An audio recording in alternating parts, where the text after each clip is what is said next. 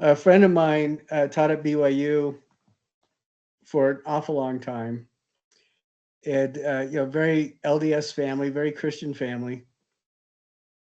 And he was telling me one day coming home uh, to his kids when they were little, they would leave. They had their daughter, their oldest daughter was about 12 or so, and so she was the babysitter for all the other kids, and she was really pretty strict for her little brothers.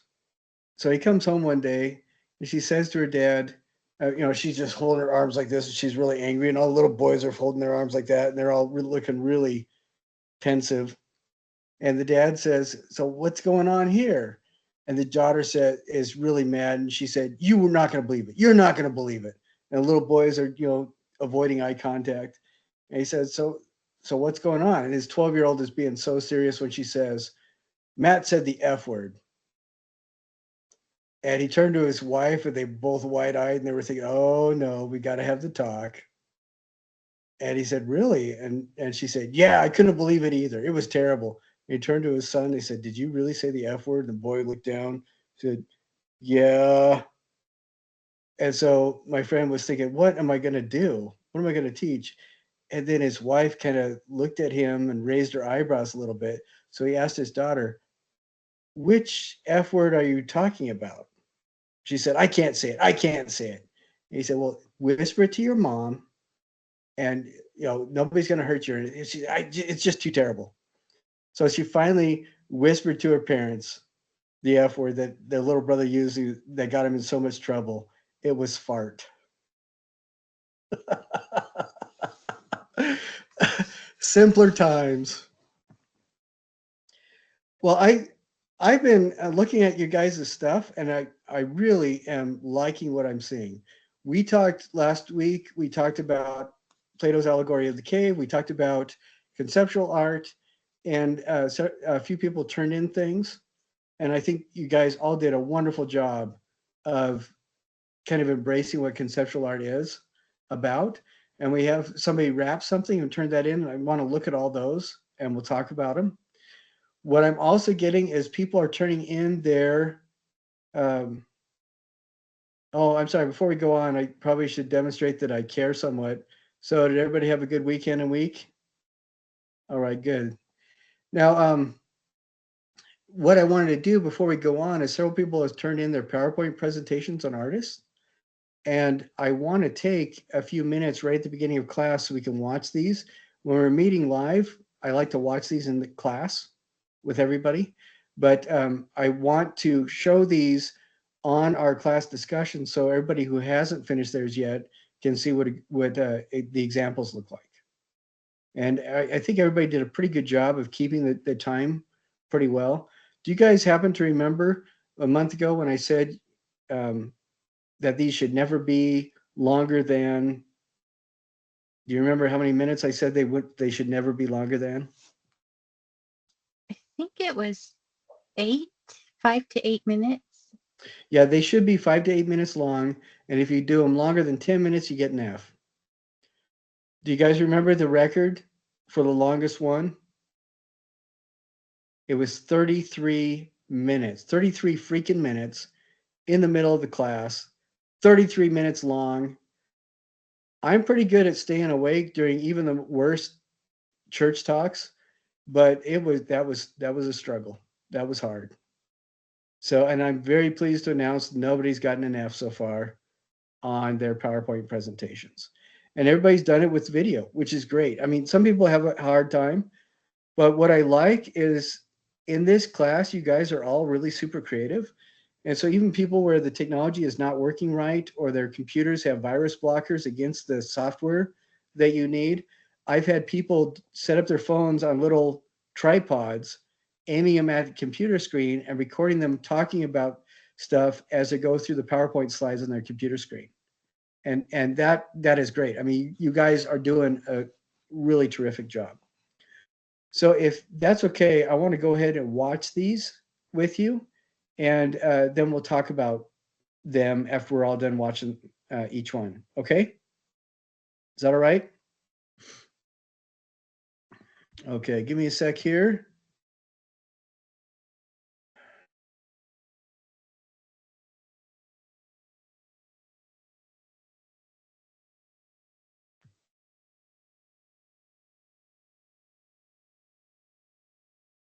All right, this is the first one. This is by Maggie in the class. And notice that it's right in that good spot, the 5 to 8 minutes. So we're going to go ahead and watch it. Hey everyone! I am so excited to talk about the artist I picked for this semester, and that is Jennifer Maestre. And she is a sculptor and is best known for her very intricate and vibrant sculptures that are made from pencils. So, an unconventional material. Her work is very visually stunning. And beyond that, she explores themes of like transformation and nature and the unexpected. And I'm so excited to talk.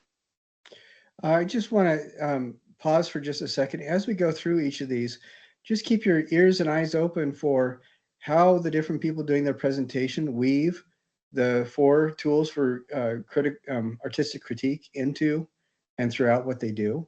And what I am liking is that people are able to do this pretty seamlessly. So anyway.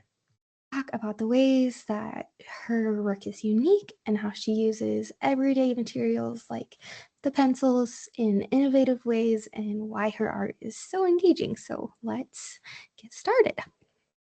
So, who is Jennifer Maestre? So, she is from South Africa, but she is now based in Massachusetts.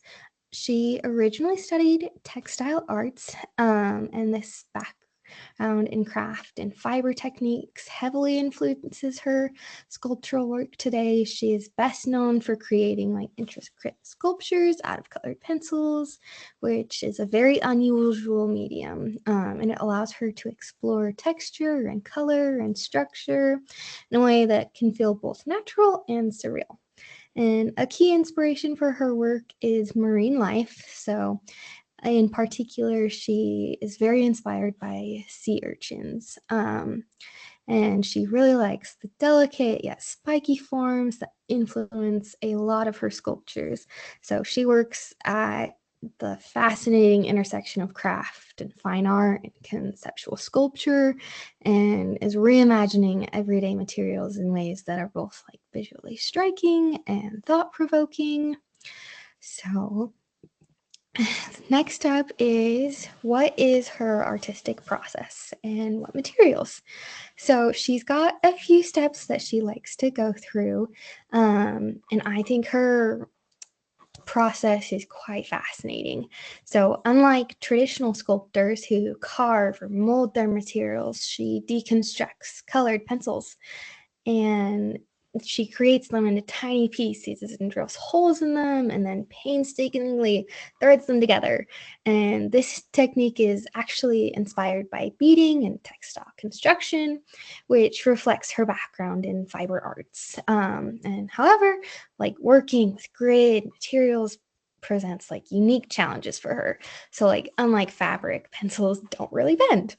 And this means that like Maestro must carefully plan how each piece connects, almost like an engineer constructing an intricate structure. It's almost like a puzzle.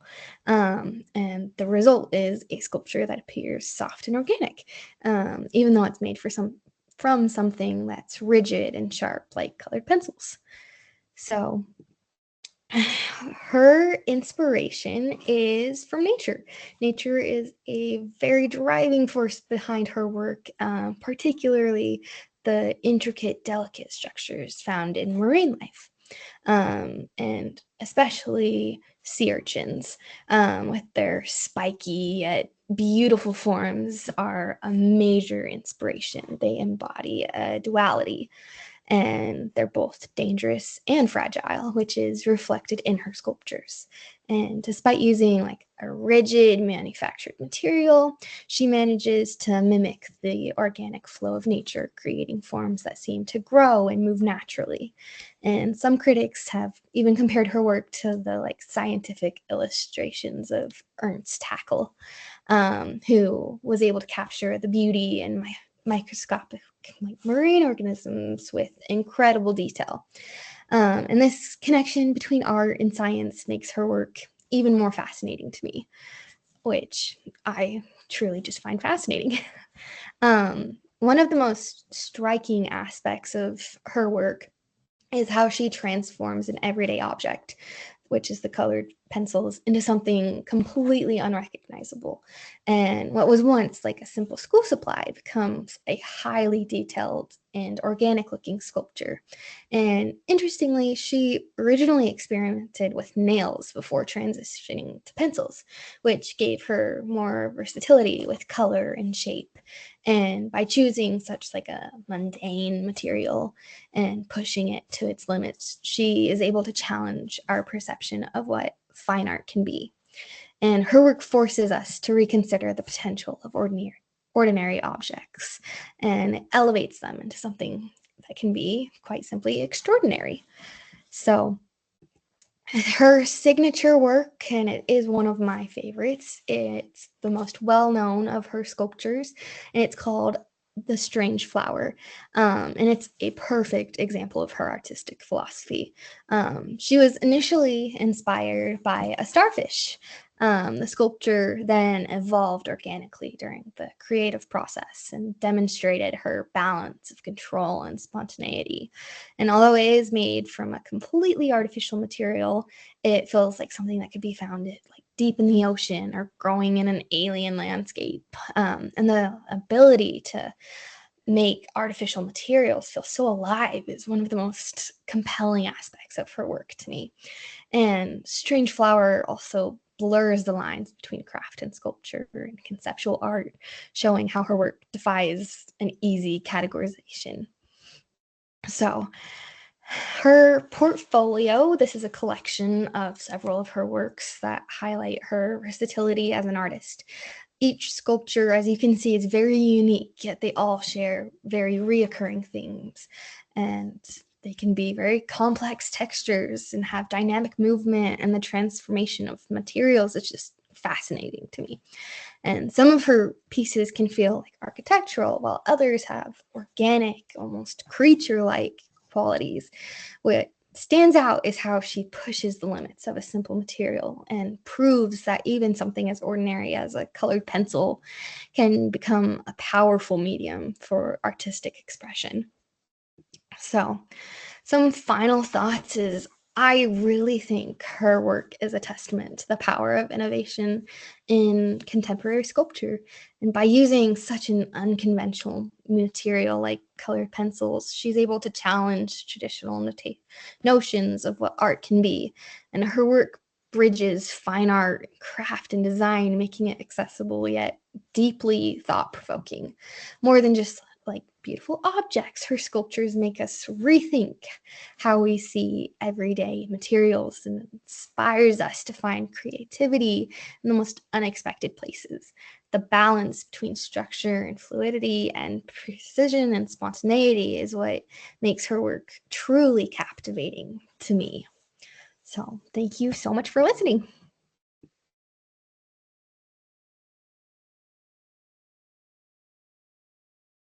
What did you guys think about that? And when I'm asking you, what do you think about it? I'd like you to talk about the presentation and what you learned about Jennifer Maestre. My thoughts are that Maggie did a really good job. One of the things that I really appreciate in this is you saw all her bullet points. The way her process was pretty clear, but it didn't feel like she was reading directly from the bullet points. They were kind of directing what her conversation was, but it felt like a conversational presentation. It didn't feel like a bullet pointed meeting, for example. And I thought that was really nice. What did you guys think?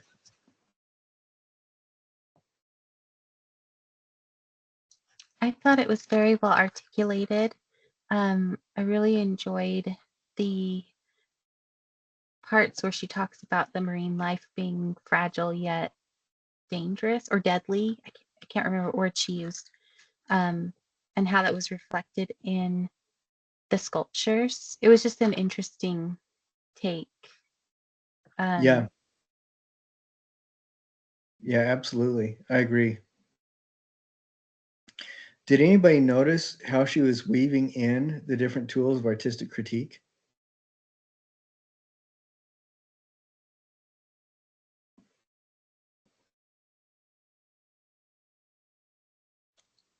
I was picking up some, but I keep forgetting the exact like terms for them. But like the kind of she would switch from going specifically what the thing is made of, like on a factual level, and what the artist intended, and then going into more of an observation of what, how it looks, how it feels. I did pick up some of that. Yes, I thought that was really well done. Because the four tools of artistic critique are describe, analyze, interpret, and evaluate. And even though Maggie did not stop and say, right now I'm going to spend 2 minutes describing these uh, and moving on, it was still pretty clear that she would describe something, and then she would talk about how the Jennifer made them, using the different craft processes and things like that, and how people interpret these things, and where Jennifer got her inspiration from. And then at the very last couple slides, she did talk about what her thoughts were, how successful they were. And what I appreciated about that is that she, like Rihanna said, she got those ideas in there, but she didn't have to stop and say, now I'm describing, now I'm analyzing. And that's fine to do too. It was nice to see that she was able to do that without having to uh, give us a chapter for each of those. So yeah, I think it was well done. Okay, so now we are going to the next one.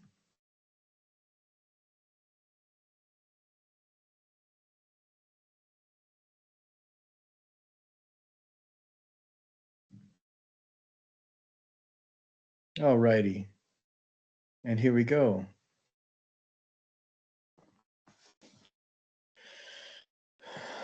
Okay. Let's see if this will work. So this is my presentation on Slinkachu, otherwise known as Stuart Pintle. So Stuart Pintle is best known as Slinkachu, that is his artist name that he uses. He is a British street artist born in Devon, UK in 1979. He specializes in sculpture, street art, installation, and photography, specifically by reworking tiny model people, usually from specific train sets, because of the way he likes the detail in the train models. And he reworks them and often leaves them on the streets for people to find. And sometimes he does make art for installations. He has said that he takes inspiration from people watching, or rather just like observing people around him and how they interact with their world. And that's what he gains inspiration from when creating his art. The first art piece I wanted to discuss is called Unnatural Wonder. It was created for the Museum of Fine Arts in Ghent, Belgium. And it looks a lot like it's made of those Cheeto Puffs, but it's probably just packing peanuts so that it can stay like this forever and it won't deteriorate. But you can think about it in a way like it's interesting to examine because it's just people in a chip bag. It's a unique take on an everyday object and experiencing wonder. The people in the chip bag look like they're having a great time. They're exploring something unique and cool. But to us, it's just something we see every day and we don't even think about twice. I personally find the lighting really unique, and I love the concept of exploring something common like this in a lot more depth and taking the time to think about things more than you would every day. The next work I wanted to talk about is called Life as We Know It. It is currently displayed in the Indipa Gallery in London. Oh, wait, no, sorry. It used to be displayed there. It is now in the Museum of Fine Arts in Ghent, Belgium, same as the last one. And it is fixated around a modified McDonald's box, which is, of course, very funny at first glance. It looks like a little spaceship, but it's just a McDonald's box. Um, one of the great things about Slinkachu's work is that it often incorporates humor while still containing a serious message. And in this case, I interpret it as the fact that we often just choose the fast way through life without much thought. Sometimes it's easier to just get McDonald's and to go for the fast food rather than thinking about good diet or nutrition or things that might be more valuable to your health. I thought it was just a really unique and interesting way to talk about society as a whole and decisions we make in our life without thinking. And again, I like the unique lighting on this one. Um, Overall, I think it's a really interesting piece and it can connect with people in ways that other art might not be able to. This one is called Oasis and was sold at an auction. The entire scene is set basically with handmade objects, and like the spill is fake and whatnot. However, it does represent something you would see every day, such as a spilled drink. And we come across those all the time. But this makes it into a story, and it's something a little more interesting. This is street art, so it is more accessible to everybody to see. You don't have to have money to buy it if you didn't want to. Well, in this case, people did buy it, but the street art makes it more accessible. And this creates a whole story where there's the little spill there, but life has sprung up around it, and it's taking something that's more common and making it more interesting. It reminded me of the phrase, one man's trash is another man's treasure, except in this case, it's another man's art. This one is called Stuck on You and is not yet sold, actually, if my sources are correct anyway. And it is just a pair of people, little figures, as is common with these art works, and some gum, which is something you would see every day from people just leaving their garbage around. And it's just a little bit more interesting than a lot of the average art you see these days because it's taking something that you see every day and putting a bit more interest into it. This could mean a lot of things. I feel like this one is really left up to the viewer to interpret, which is something that I find really interesting about Slinkachu's work. It could be specifically made for a reason, or other times it could be more up for interpretation, which is really nice. To some people, it could be trying to get back together with someone. It could be that you can't be with someone. It could be that you're still thinking about somebody. And that's what's really interesting about it. Something cool about this artwork and a lot of the other street art pieces in general is it's a lot of fun to find something like this. It's like finding a tiny hidden world in your own world, and it gives you a little reminder to look a little more closely at things around you. And this one could just be as simple as looking at it, enjoying it, giving it, having a good laugh, and then moving on. Or you could sit and think about it, and it could make you reflect on other things too, not just the artwork. This next one is called Shoreline. It is also not yet sold as far as I am aware, and it's a depiction of figures on a beach. However, it is not at all a beach. There is no water. It is on the road, and this is just a painted line. I think this piece is a little different from the others in the sense that it feels fun and welcoming and not as serious. This one is more like a great thing to find one day, something to brighten your day if you're having a bad time. It's a beautiful scene with lots of little figures and tiny aspects like that tree, the little towels that everyone's laying on, and the little boat in the distance. It gives a little bit more interest to the entire scene. So, a few final thoughts. Slinkachu's art in general could be described in a lot of ways, and a few of the ways I chose to describe it is humorous, clever, describing topics of everyday life, and it's accessible. Having it be mostly street art makes it so that people can just find it and enjoy it every day, or it might get thrown away, and that's okay because that's part of the intent of the art. And having it describe everyday life in such a unique way reminds people to take a step back and think about things before they just do. Something I value a lot in his art is the comedy because I connect with comedy. I find funny things more interesting, and I'm more likely to sit and inspect them and take time to think. I love the thought behind the works and how carefully planned they are. and sometimes how they're not planned, and it's just a spontaneous thought. I love the inspiration behind Slinkachu's work, and I like how he goes about doing things, and I also really enjoy the stories that he comes up with. Overall, I like Slinkachu's art a lot for a variety of reasons. It's very unique, it's very creative and clever, and I think it is a valuable thing to have in day-to-day life. And here are my sources. I did as well provide links on a lot of the slides so you know exactly where I was looking to get some of the information or images that I was talking about.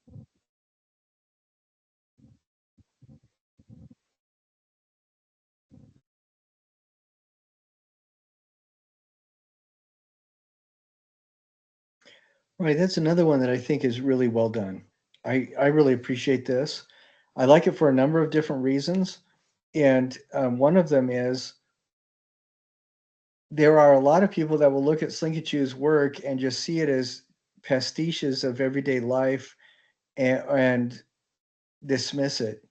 And what Aaliyah was able to pick out and I think talk about pretty well was the fact that he is addressing very serious topics much of the time.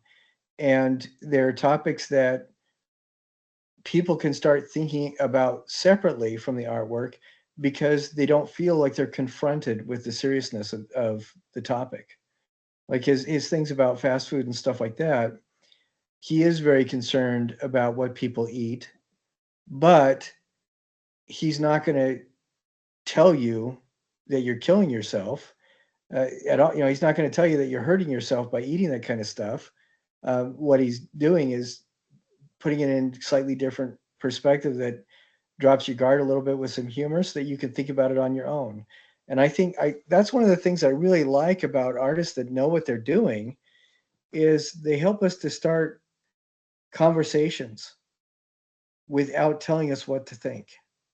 And I think that that is really good. I would rather start thinking about something when I'm ready to think about it than have somebody shake me by the shoulders and say, no, you have to think about it now.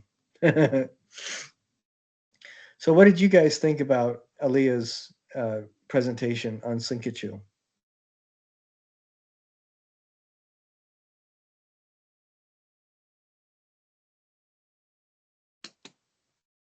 First off, I wanted Slinkachu and she got there first. That's too bad. She also did, this was also a good one. I think I did notice a little bit more like bullet pointed type of delivery, but that's not a bad thing because you go into a presentation expecting them to be reading off their bullet points. But as far as I could tell, she like hit everything. Yeah, and the way she addressed the bullet points, I mean, she touched on each of them, but again, she wasn't limiting herself to reading just what was on the slides. So that was really good. And Slinkachu is always the person everybody wants to do, just because he's so much fun. And there are a couple that he's done that were not shown here that there is a big separation between the humor quotient when you first come across it and then where your heart and mind goes when you start thinking about it. Because there's some things that he tackles that are really, really hard to see and talk about it in any other format, but he gets away with it because you laugh about it and your heart opens up and then you can think about it seriously when you walk away. And I think, I don't know. So I think the ones that she picked out were really fun to look at. That was excellent. All right, now let's go on with the next one. And all of these are artists that I really like. And to be honest, the artists on that list that I provided, the 75 artists, are all among my favorites. I think they're all amazing. And there's others that I found that I want to put on too. There's this an individual from South Africa that is just really hard hitting and amazing. And I'm thinking about putting them on that list as well. But for now, all these artists that you guys are picking are among my favorites. I think they're pretty amazing. All right. So here's another one. And I want to point out too that even I say 5 to 8 minutes, nobody has turned in anything that is under 5 minutes. And I do get students when they hear the 5 to 8 minutes, they think it's a challenge and they have to get as close as they can to the 5 minute mark. And you guys are just doing it and talking about it and letting it be as long as it needs to. And I really appreciate that. Well, not as long as it needs. Well, you guys have all kept it under 30 minutes. So thank you very much for that. The world thanks you. Okay, here we go. Hi, my name is Mira, and for my artist, I chose to reshort Yayoi Kusama. Here's a quote from her that I thought was interesting. It's my art originates from hallucinations only I can see. I translate the hallucinations and obsessional images that plague me into sculptures and paintings. As far as her background and such, Yayoi Kusama was born in Japan 1929. She grew up in a really strict traditional culture and was kind of forced into assimilation by her parents, who were very against her art. And for example, her mom would sometimes tear apart her drawings when she'd get angry. Probably because of this, she moved to New York in the 1950s to pursue art with a very strong desire for recognition and fame. There she created many notable works. She performed lots of loud and very noticeable public performances and influenced many prominent artists of her time, such as Andy Warhol. Due to mental health issues, she moved back to Japan in 1973 and admitted herself to a mental hospital where she resides to today. Since then, her career has continued to thrive, slowly becoming more recognized for her current and past influence with her very bold and captivating style.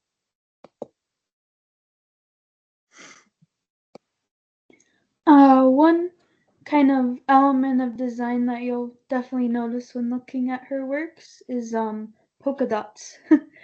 It's very much tied to her image as an artist, as well as her personal journey in experiencing and exploring kind of just her mental health. About polka dots, Kusama once said, "Our Earth is only one polka dot among a million stars in the cosmos. Polka dots are a way to infinity. When we obliterate nature and our bodies with polka dots, we become part of the unity of our environment." As to why she does polka dots, according to her, her theme largely originates from hallucinations she experienced as a child and has continued to struggle with to the present day. And as it said in the quote, she also uses them to explore the concept of infinity.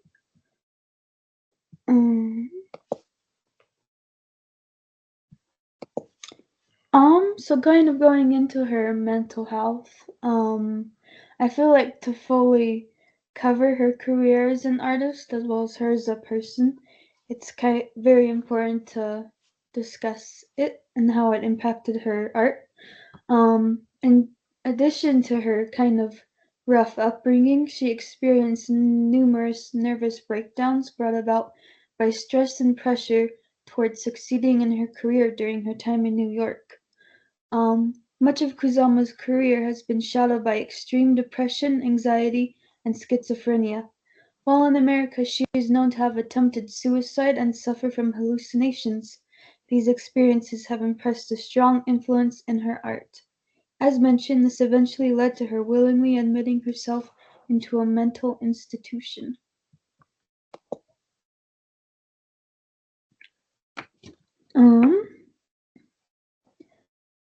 Many contribute her mental health struggles to her childhood and stress of an, at the time, failing career. Aspects of her works were stolen or copied by male artists who received a much broader and enthusiastic recognition, causing Kusama to sink further into her mental health struggles and make louder and more daring attempts to become known. As a Japanese female with both personal, social, and familial pressure for success against a very male, white-dominated field, we can see how closely she tied her art to herself as a person, pouring her soul and identity into her art to make it uniquely and expressively her own under her very stressful expectations. This gives her work a very vibrant and emotional feeling that has resonated with many and made her pretty well known. Despite having spent almost 50 years in the mental institution to manage her mental health, Yayoi Kusama's fame and creativity have blossomed arguably more than her time in New York. She owns a studio near the institution and is known to work inside almost daily and works hours on end. By the late 80s to the 90s, Kusama's work began to gain international recognition. Now she is one of the most recognized contemporary artists, particularly seen through her infinity mirrors and polka dots. um, Here are some of the works of hers that I really like. I really like the polka dots and the very bold, bright colors. Here are the works cited, and that is the end. Thanks. Right. I think that was another one that I thought was really good. Yayoi Kusama is a really interesting artist to me. And I thought that Mira did a really good job talking about that without giving us a full blown biography of what Yayoi did throughout her life. And she let the artwork kind of show for itself, which I thought was really very neat. Some of the things I like about Yagoi are not just the polka dot element. I think that that's really fun, and it's a very contemporary atmosphere that she works in. But the other thing I really like is she switched from making discrete objects into not she didn't really switch. She expanded into creating environments, and the environments use the ideas of the polka dots to kind of remove a lot of the triggers that we unconsciously associate with volume and space. So she's just a really fun artist, and I liked what Mira did in showing a broad spectrum of those different kinds of things that Yayoi works with. What did you guys think about that presentation?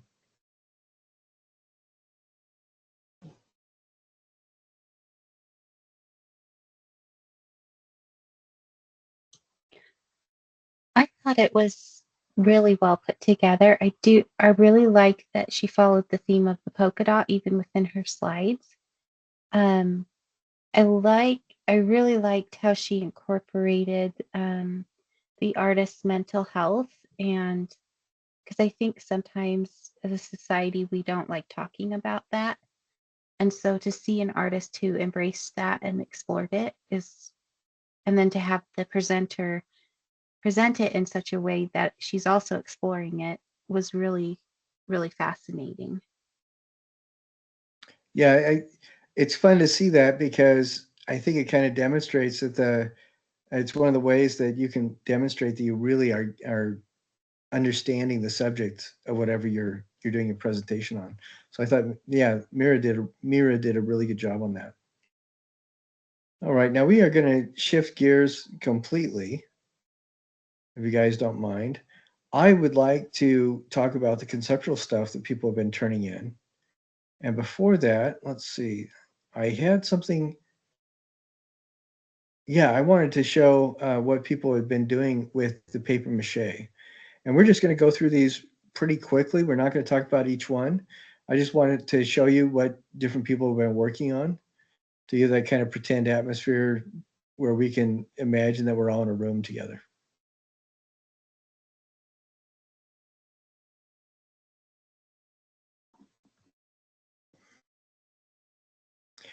And one of the things that I look out for when people turn in their paper mache things is how smooth are the objects. And I'm really impressed with what people have been doing, what people have been turning in. I think it demonstrates you guys are working to uh, accomplish what the class is developed for. Now, this is just, we're just going through the discussion really quick. Let me see if I can pull up a different.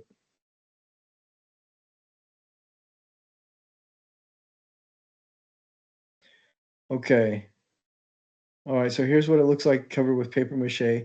And you can see that these are all really pretty well done. I'm very happy with what people have been doing. And on these, if I point out, like sometimes there's little wrinkles here and there, they just need to be sanded down a bit. And several people have already sanded those areas that I pointed out and then resubmitted their objects to get the full points.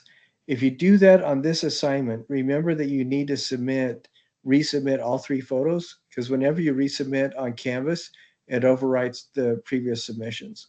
So if this individual was going to sand down some of these wrinkles and turn it in again, I would replace their last image with the image of it sanded down and just submit the 3 photos again like that.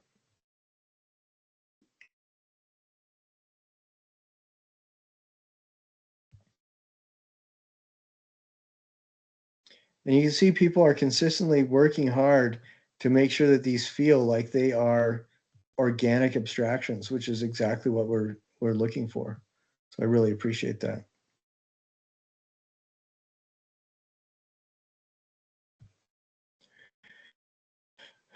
Now we're going back to, we're going to be talking about ready-mades, and I want to just share with you what people have turned in for their ready-mades.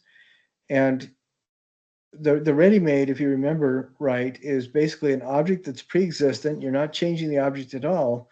What you are doing is recontextualizing it. And the thing that turns the previously made object into art is the way you present the recontextualized object. And for this, for Joseph Korsuth, the chair is the ready-made, and he is recontextualizing it. And so I want you to keep that in mind. What I have noticed in previous classes, occasionally, people will lose sight of that, and they don't really understand what the assignment is. And what I'm really glad to see is that everybody that's been turning stuff in, it really gets that. They get the idea that we are doing recontextualization. And as we go down, they have everybody has the 3 paragraphs, which is really great. And for this, we can see what the object is. And this person did a really beautiful job in it looks like a black and white fashion photo. I mean, it looks really nicely done. And I really appreciate that level of attention paid to detail.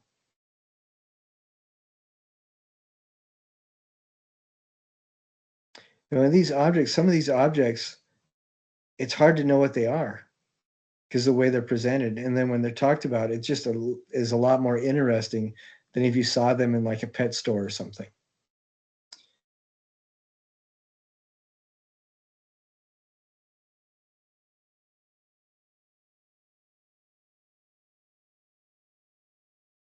You know, and sometimes we'll look at some of these things and the object itself, yeah, it's a ready-made. So it's not designed to be a specifically gorgeous object, but the way that the person presents it and talks about it transforms it from being just ordinary stuff you'd find on the floor to something else, which is the whole intent of exploring ready-mades.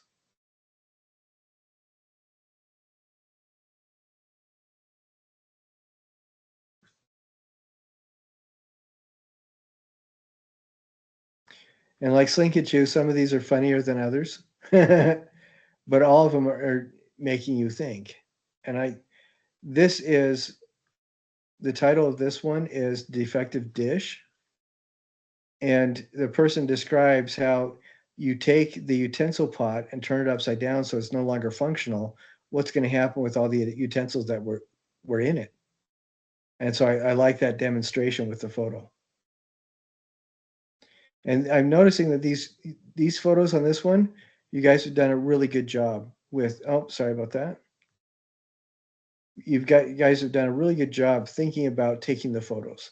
I don't see any, I have had photos for this before where you could see the baseboard coming against the floor in somebody's apartment. Nobody's done that. Everybody's done what look like, professional quality photos of these objects, which again, I really appreciate that. I think it's great.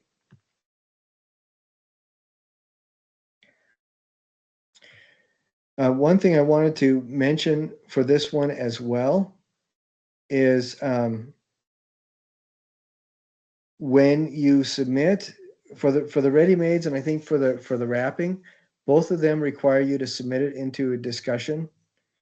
And the discussion on the ready-mades is two parts. You submit your photo with your write-up. So you submit those things in the discussion. If you miss one or the other, just add it onto your discussion submission. And then the other part of it is you have to talk about 3 other people's works. And as soon as, and I think I may have graded a couple of those. Sometimes I do, sometimes I don't. As soon as you finish those comments and things, or finish the second part of whatever the discussion assignment is, email me. And when you email me, then I'll be able to go in and give you more points. The importance about emailing it is that I'm finding that I am getting notifications that things are added to the discussion, but they're buried in the list of everybody's submissions, so I don't always see that. And just to ensure, if you turn something in or resubmit something or add to a discussion and I'm not changing the grade, please email me so I can make sure and take care of that for you.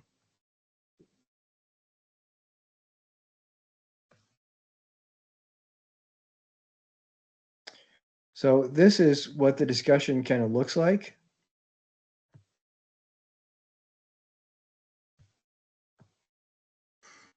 And in this one, let's see, ready-made and conceptual. Right here it says, after you have posted these things, explore the entries of your fellow students and post one 25-word observation on each of 3 different works. So you need to do a 25-word observation for 3 other students. And it needs to address elements from the 4 tools of artistic critique. So that's what's going on. So so Mira has put her thing in for full points. She couldn't do this because at the time that she, let's see, no, at the time the couple of these were posted, I mean, there's nobody there for them to do 3 other students. So please post your stuff onto the discussion board as soon as you can, so you can go back and get all the points for this and respond to 3 other students. And I wanted to talk about that for sure so that people know what to do. And then I was trying to share my screen again, and I locked myself out of the program. I was told when I was taking biology classes in a university that when you turn 18, your brain cells start dying. And there are days where I swear there's some truth to that. Okay, so this is, somebody posted this into the discussion. This is by Mira. And I want you, this is their wrapping object. And what they've done, I don't know if you could tell, but what they've done is they've taken several different objects. They've taken the time to wrap these objects with, in this case, it's yellow duct tape. And then they went through with some yarn and wrapped again, and then added other elements and tied it on there. One of the requirements for wrapping was that you fundamentally change the silhouette of the object. And I think that Mira looked at Jason's Stick Indians sculptures and really took that to heart, because I see a lot of work going into this. There are different elements hanging off from this here and there, different elements adding it and changing what we think about it. And I think that this person did a really good job because the wrapping is done with obvious intent, and it's done specifically so that it changes the silhouette of the original objects, and it's done so that it kind of engages this. Well, it does definitely engage the space around it, and it also makes us want to ask questions. What does this skull mean? Is it supposed to specifically be a skull? What do the pom poms do? You know, what does this watch do? And I think it's really fun to see somebody, you know, the first person turning this assignment in, see that they really went all out and added a lot of elements to it. I think that is really great to see.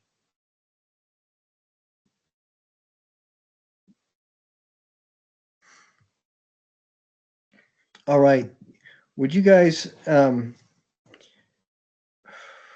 wanted to see if you guys had any questions, but if you don't have any questions, I thought it might be interesting to go through and look at the conceptual sculptures and just maybe talk about each one.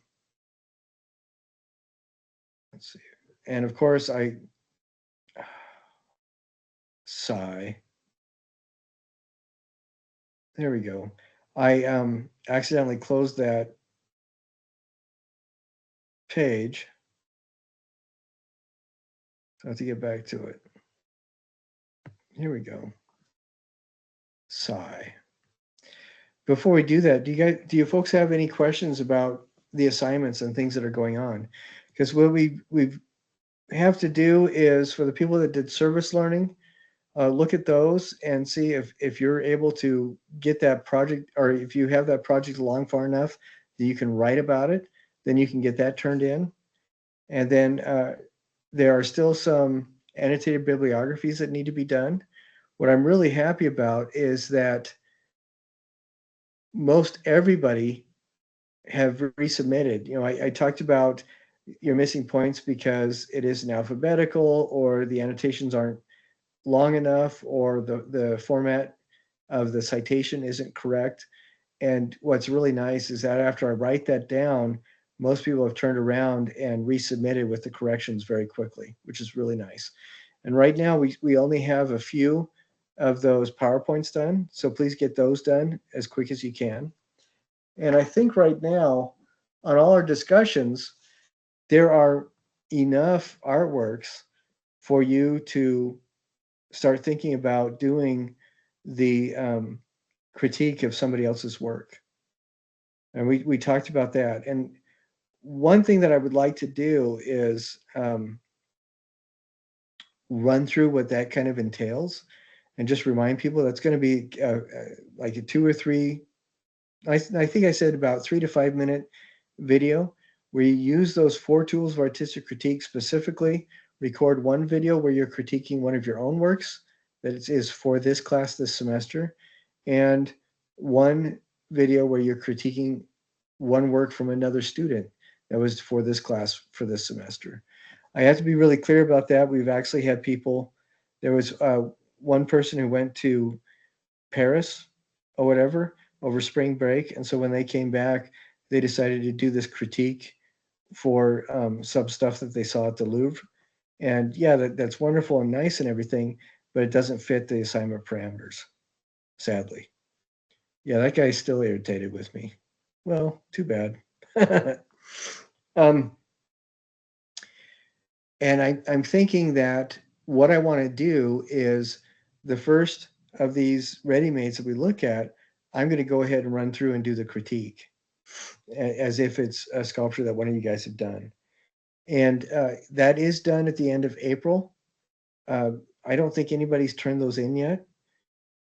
If you guys can do that in the next 2 weeks, then by like April 10th, then you will get extra credit. And after that, just turn them in as soon as you can. All right. So I'm going to go ahead and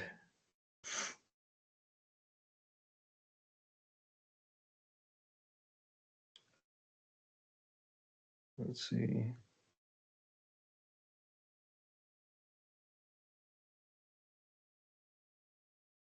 All right.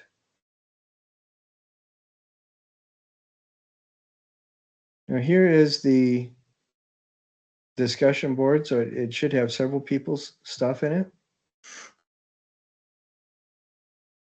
I'm hoping, or maybe I did the wrong, did I do the wrong one?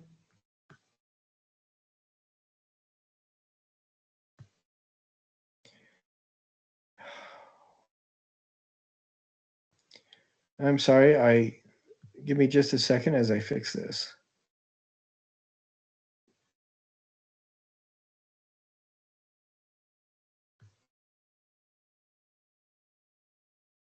Sigh. Here we go.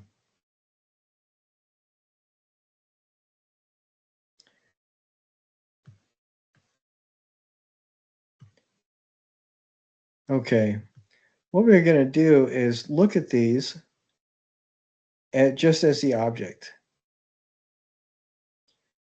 Now, do you remember what is the first tool of artistic critique? Describe. Describe. So if I'm looking at this, I'm going to say this appears to be almost a cylindrical shape, where the cylinder is flared at both ends and then is bulbed in the middle, and it has this loop connecting the bottom flare to the center of the bulb. It appears that this is perhaps maybe a foot tall, something like that, which would make this central bulb maybe about 4 to 5 inches in diameter. And there's this really intriguing, almost spiraled flat fluting that goes from the bottom to the top in the bulbed section. It appears that it's made out of metal, a gray metal that may be kind of tarnished silver. And it does look like it is crafted with a certain attention to detail. These flutes seem to be pretty consistent in their size. And it looks like the flaring at the top is very even. And at the bottom, it seems to be a little bit inconsistent. It fluctuates a little bit. Okay, so there I'm just describing it. And when you do your own recorded artistic critique, you can say, I'm describing now, I'm analyzing now, I'm interpreting now, and I'm evaluating now. And you can also do your own research in regards to the interpretation and evaluation if you want, and talk about that. Or you can just go forward without giving us an outline of what you're doing and just go from one to another. It does help if you have the page that talks about the 4 tools of artistic critique in front of you, so you can ask silently to yourself what the questions are and address each of the questions. So for describe, some of the questions are what's the material, how big is it, what are the shapes, and I'm talking about those kinds of things. So the next one is analyze. Well, this does appear very much to be metal. I've seen like silver plastic as well, but I'm thinking that this is probably metal, and I don't know. It doesn't look like it's thick enough to have been cast. It was probably sheet metal that was pressed or shaped somehow like that. I don't really know. I'm not a metal worker, but it does look like this has been smoothed and polished somewhat, particularly right down here at the bottom. And it appears to me like this is hollow. And it just looks like this to me, that it's hollow with these kind of flat flutes pressed from both the inside and the outside. Maybe from the inside to get these corner edges right here, maybe from the outside to smooth this down. But it is interesting to me that this, even though this feels like it's hollow, looks to me like this is solid, and it almost looks like whoever made it kind of twisted this. And it's interesting to me that this is flared so much bigger right here, and it almost looks like, I don't know if there are actual flutes that were pressed into the metal here, or if it just looks like that because of the way light is reflecting. But I think that those shapes are really interesting. And even though this flares out right here, the top looks like it flares out, and then the artist bent it back a bit to get this more consistent rim right here. Okay, so I'm just talking about how I think it was made. Now, if we go on to interpretation, this one is a little bit interesting for me because I don't see, other than what the object appears to be, I don't see a whole lot of things like symbolic indicators for potential meaning, which I think is really kind of interesting. So maybe this is intended to be functional. If it's functional, maybe it's intended to be like a decorative vase. But if it is functional, why would the handle be right here? So maybe this is intended to be upside down. So if we look at it as it being upside down, then it changes perspective a bit. This is intended perhaps to be a pitcher, and this is the base rather than the top. And then this handle makes a lot more sense.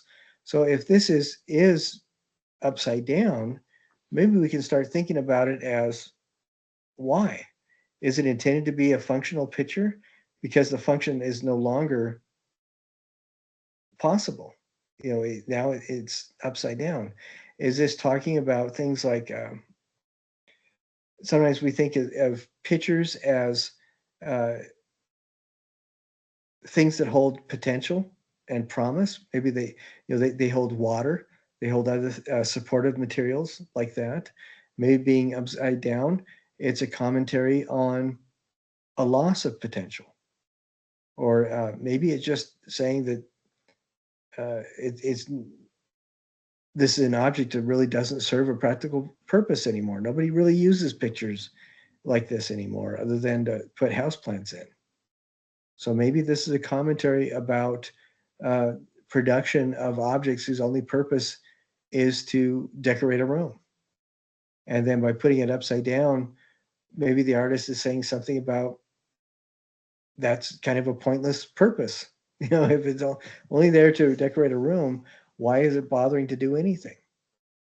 So I think that's kind of interesting, where the artist is asking us to engage with what are the potential meanings. It's not obvious, so we're not being told what to think, but it's interesting enough that we're being asked to think about something, which I think is fascinating.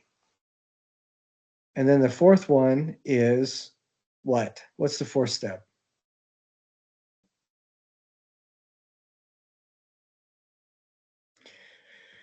We've talked about describe, analyze, and interpret. What's the fourth step? Evaluate or judgment. Yeah, evaluate or judgment. Now, I don't know what this is worth money-wise, but I think it does have value, at least in the eyes of whoever made it, because it is very carefully constructed. And sometimes, whether or not something has a monetary value, when we see that whoever made it cared about its construction, I think that's communicating uh, some sort of desired connection with the audience and a certain amount of respect for the audience.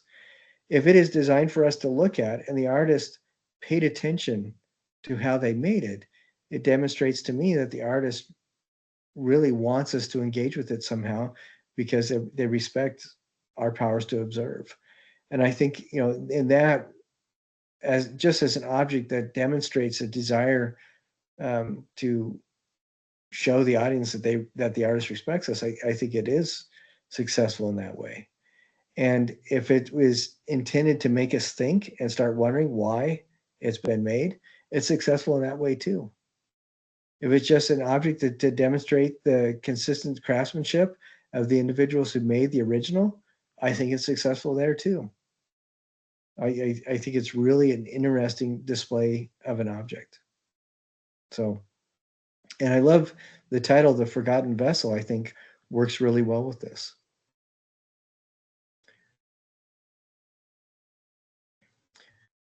So now that this was just an example of how to apply those four tools of artistic critique.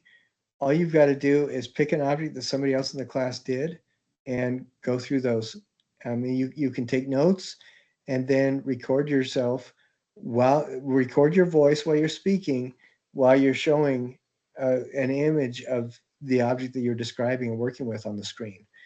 That's important to remember, because I have had in previous semesters, people will just talk about something, which I think that they forgot that they weren't showing what the object was.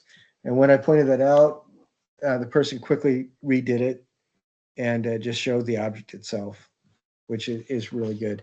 You don't have to show yourself. I have had people take my class before that have severe social anxiety.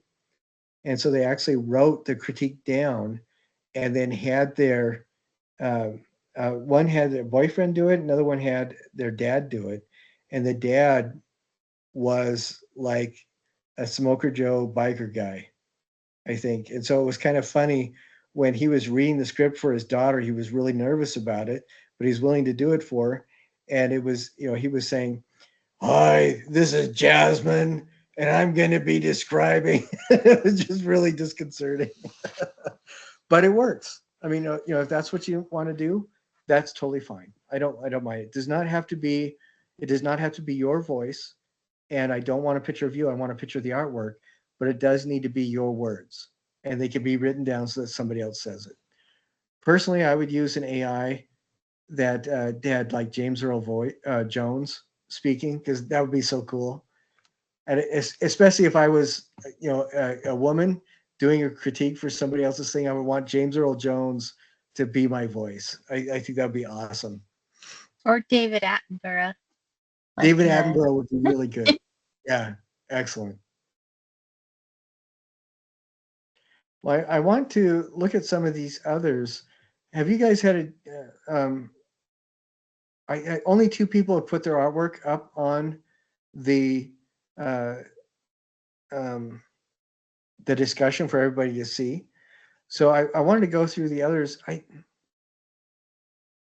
How many of you, other than Brittany, have Rihanna or Aaron, have either of you turned this thing in yet? Will we be seeing? Okay. Um, Brittany, I know I'm putting you on the spot, and if you don't want to do it, that's fine. But could you just kind of share with us your thought process about making this a ready-made? Yeah.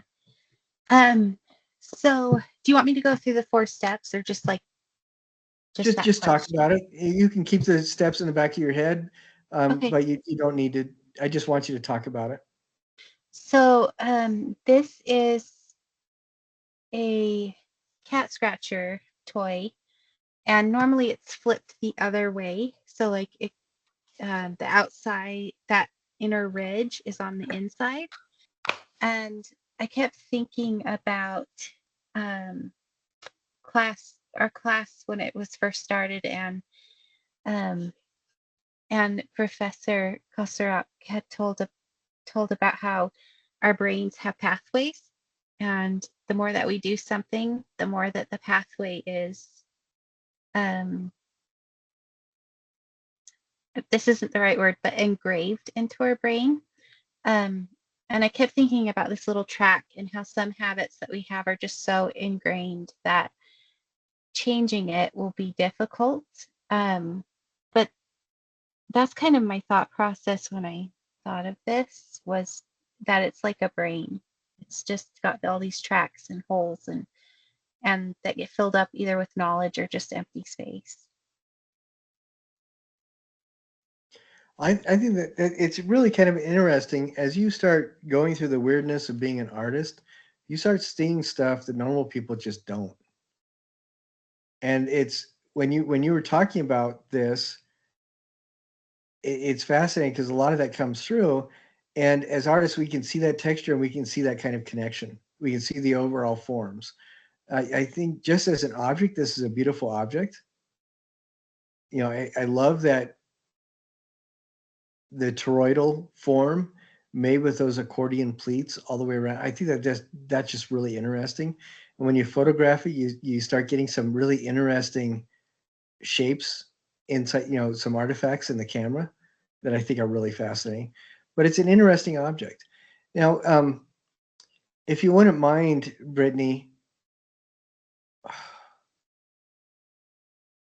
why would you use this as a ready-made? And what did you see as you were going through the process of thinking about making a ready-made and giving it this new context, what were the kinds of things that you were like the meaning and stuff you were laying onto the ready-made? You talked about what the overall thing is. It's kind of like, represents a brain, a symbol and stuff. What are the decisions that you made as you selected it as a ready-made, and why do you associate this particular form and texture with the brain kind of thing that you were uh, uh, coming up with? So I actually was going to do different objects at first, and my cats were playing with it and it flipped. And I was just watching it and kept thinking about when it flipped, because they like to chase the little ball inside. Um, that it was the most interesting texture. That's what drew me in first of the accordion style. Um, and at first, I kind of thought about it as music because accordions are musical instruments. But the more that I looked at it, the more that I thought about how the track is, it doesn't go anywhere. And how like there's two hemispheres to our brains, and there's kind of like, even though it's uh, turned horizontally, there's kind of two hemispheres to the toy. And so the more that I was looking at it, the more connections to the human brain that I was making. And this toy, I know you can't see it, but you can actually put catnip in it. And that's kind of what got me thinking about, like, either we learn something and we fill up these spaces, or we don't learn and they're left blank. So did that answer the question? Yeah, I think so. I like that kind of perspective on just what the thought process was. I There is something I wanted to, from the quiz. What you were saying made me think of something else in the quiz uh, that we talked about, and I wanted to get there. Let's see if I can. Oh, here we go. All right, I'm going to share this because what you were talking about, I think, is really an interesting process that we go through as artists as we look at things. And I am kind of sorry for putting you on the spot, not really, but sort of, um, because it's really kind of interesting that, you're looking at this, you're thinking of it as a musical instrument, you're thinking of the spaces being filled up, you're thinking of the new channels being made.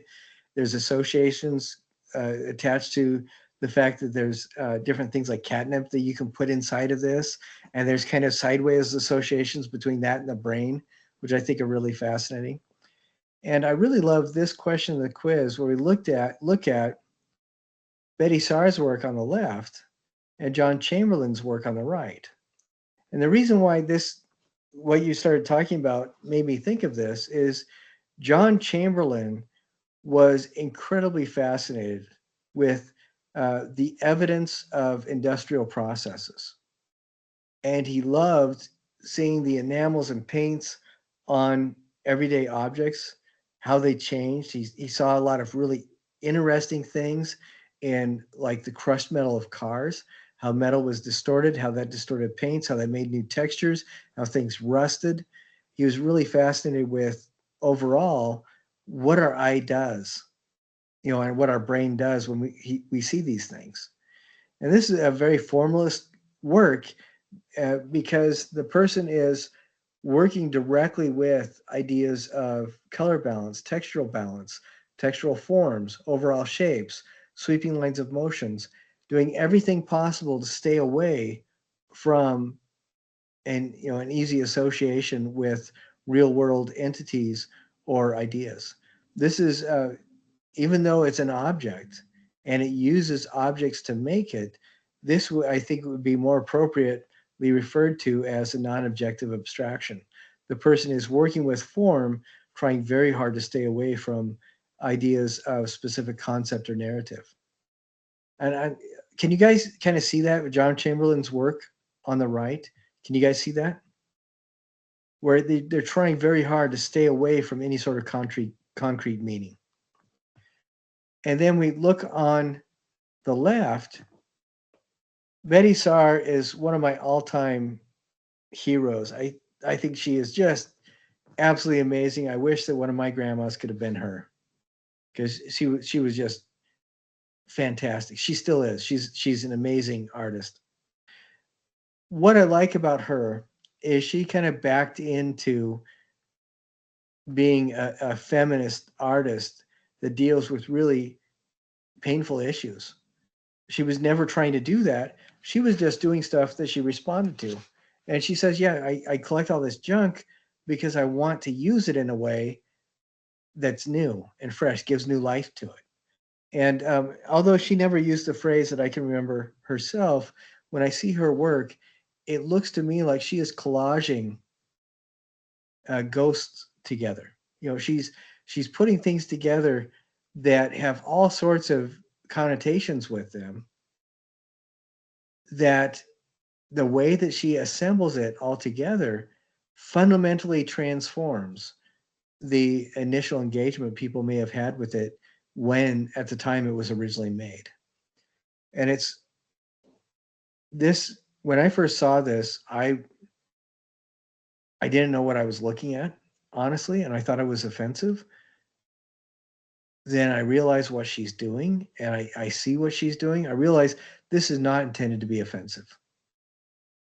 You know, this what Betty Saar has done is she took all these things that come from an earlier age where it was appropriate in society to demonstrate a very specific lack of respect, you know, for a segment of the population. And it was so ingrained or institutionalized that most people never even thought about it being targeted lack of respect or lack of dignity. And Betty Saar takes these images, you know, the syrup label, you know, the domestic worker imagery from food labels, and this kind of is intended to be comedic depiction of a nanny. And you know, this was um, something that was a very common depiction from about 1900 up until about 1960.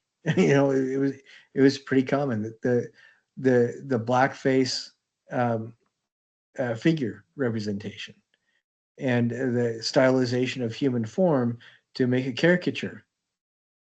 And then we have, this is actually taken from a greeting card, you know, a 1960s era greeting card. Now, what's interesting is um, none of these things are intended really to magnify a person. Uh,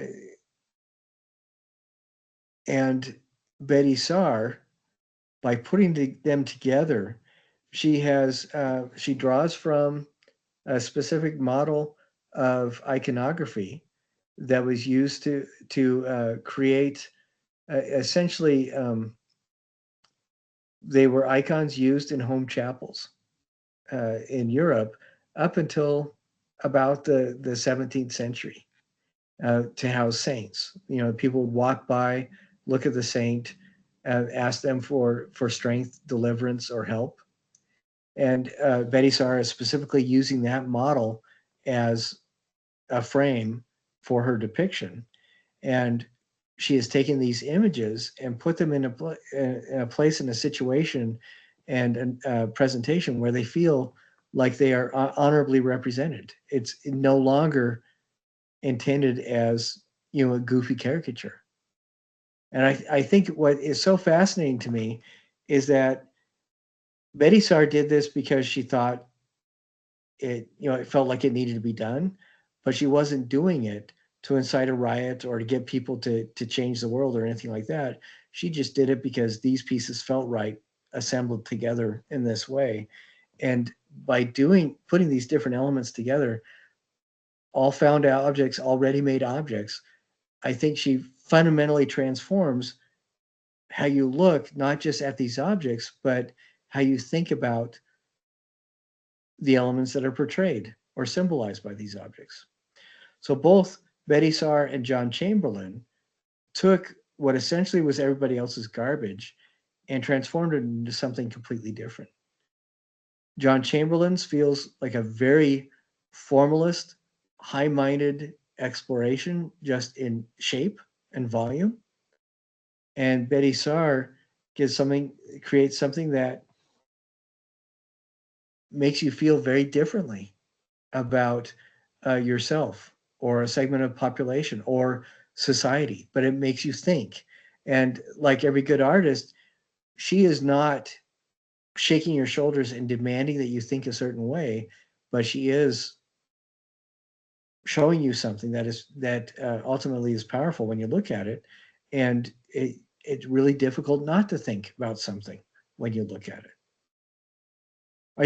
Are you guys reading any of this as well as we're looking at these two objects? Do you see where I'm coming from? Aaron or Rihanna or Brittany, what do you guys think about either of these two objects that are made essentially from garbage?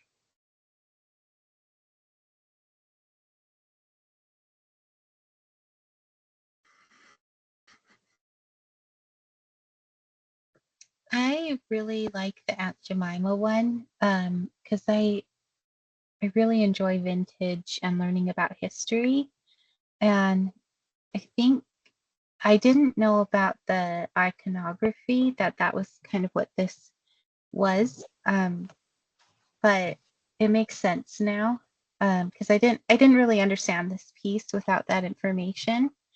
Um, and it makes me really happy that like they took something negative and they spun it in a kind of reverent way, um, gave reverence to this woman who, you know, was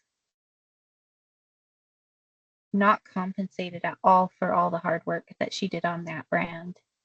And kind of how, you know, I don't know how to say this in a correct way, but I think so many people look down on the Black community, and it makes me really sad because they have such beautiful folklore and art, and they're they're so fascinating. They're microculture within America, and so I really liked this piece because it brought history into an art piece. Well, I really like that. Let me show you the style of thing that this is based on. And Betty Saar, her parents are both super geniuses too. And even though she looks like everybody's sweet grandma right now, she is a super genius. She knows exactly what she's doing. And you look at these kinds of objects, a lot of these would be hanging on the wall of somebody's home, and you'd pass it, and it would be a reminder of somebody that your family holds in very high esteem, or somebody who has the power to help you quite a bit. Like here's one that is for Jesus, but there are a lot of these that are intended for different saints, and some of these are reliquaries, some of these are shrine pieces, but you can see that kind of style, where this comes from, where you have the image inside, and this is something that is not just Christian, it's also Buddhist and Hindu have the same kind of thing where you have these venerated images like this, very similar setup. Can you see the physical similarities in design that's going on? BYU several years ago had a really cool display uh, where they brought reliquaries from Great Britain, and you saw a lot of this imagery that was not just a reliquary, but they were also panels that were hung on walls, same kind of thing. And I just think that's really fascinating.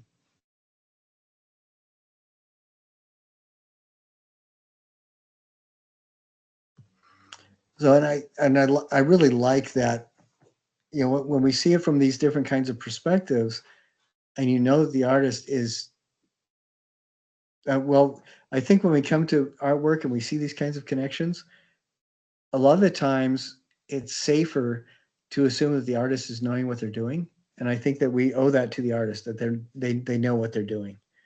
And for sure, Betty Saar knows exactly what she's doing. I mean, she's brilliant, brilliant individual.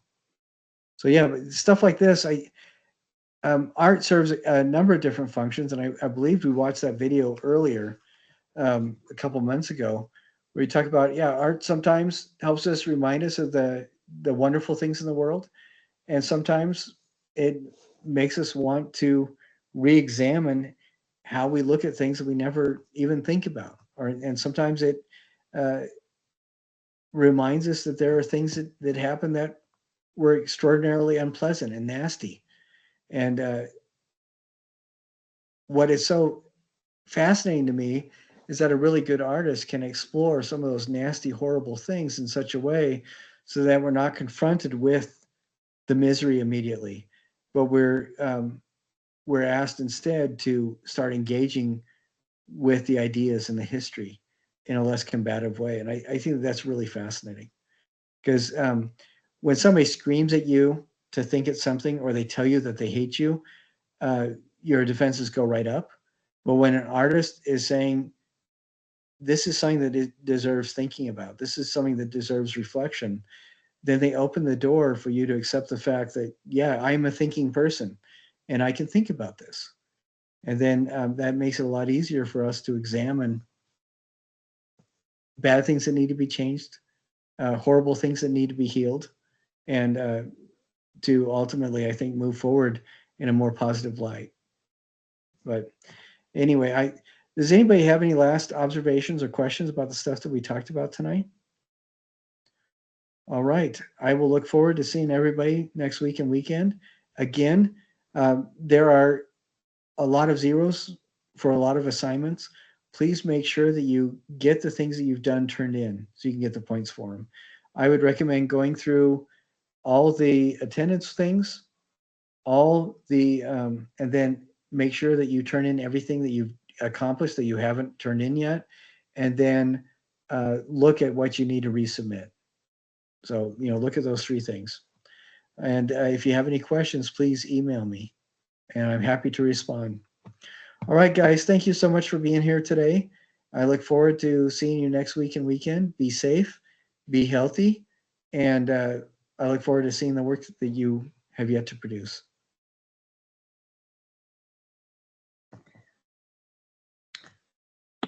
All right. We'll see you guys. Bye. Bye. Good